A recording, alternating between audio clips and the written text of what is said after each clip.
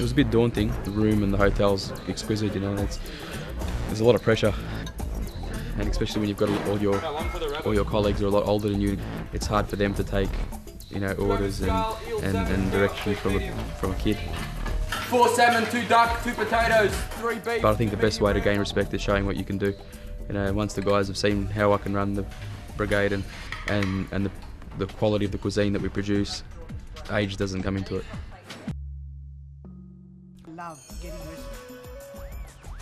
I see Dure with, like a mother. In order to qualify to be sponsored in Australia, I have to write what I'm going to teach him to the immigration department in detail, and he has to talk about what he can teach us. We enjoy eating a lot.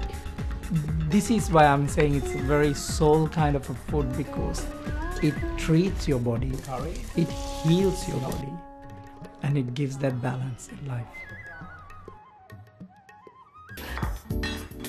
The day I stopped eating meat, I had to start cooking, and I'd never cooked. You know, I'd watched all these people doing fabulous food, but I'd never cooked. And then I'd say almost to my amazement, I realized that as soon as I started cooking, it was in there. I was born and brought up in Casablanca. I think my childhood it just seems to be like one big feast. There was one occasion after another for bringing out vast quantities of absolutely exquisite food. When I moved to Australia, I was quite determined that there would be other aspects to my work. We need to create some opportunities for cooking here. Actually, a lady in Byron first started to organise the classes, and she asked me if I'd be interested in running one.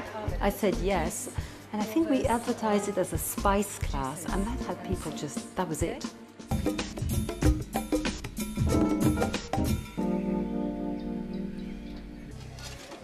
Cooks have short careers. For a cook to have a long career, you have to keep growing and changing.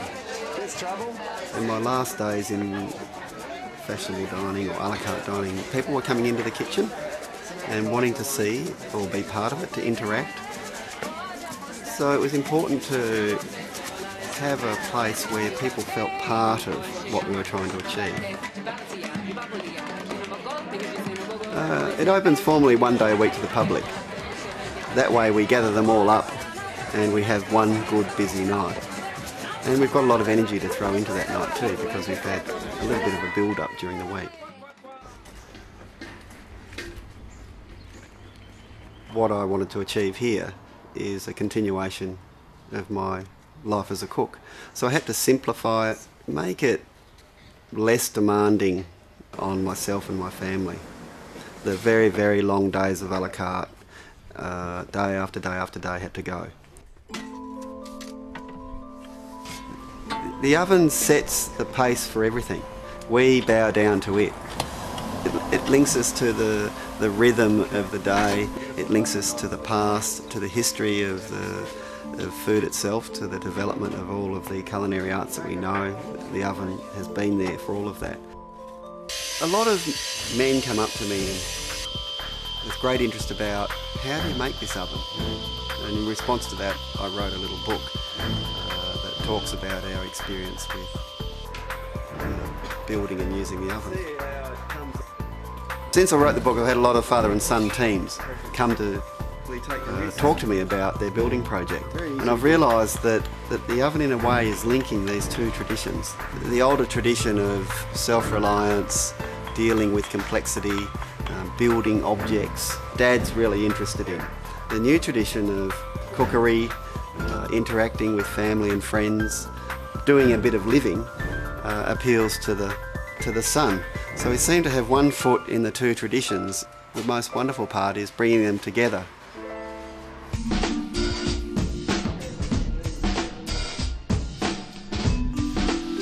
And then we go through the next stage and we go and have a day where we take the photos, and the three of us all sort of work together.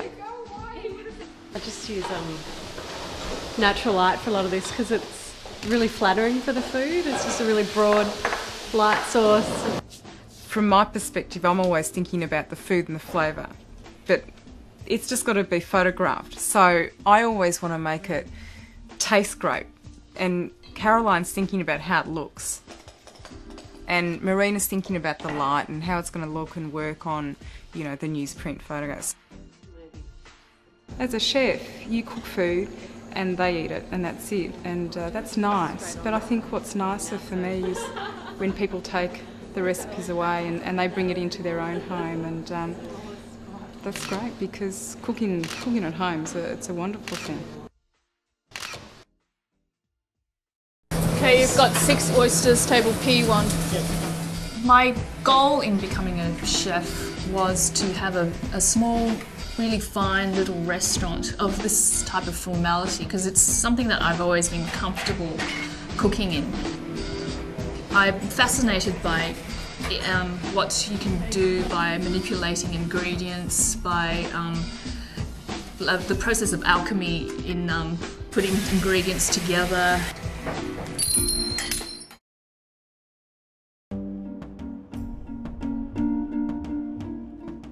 I was always interested in fungi, but I got a real interest in local edible fungi, and once you go out there, it's just a wonderland of exotica, and ever since then I've been fascinated by it.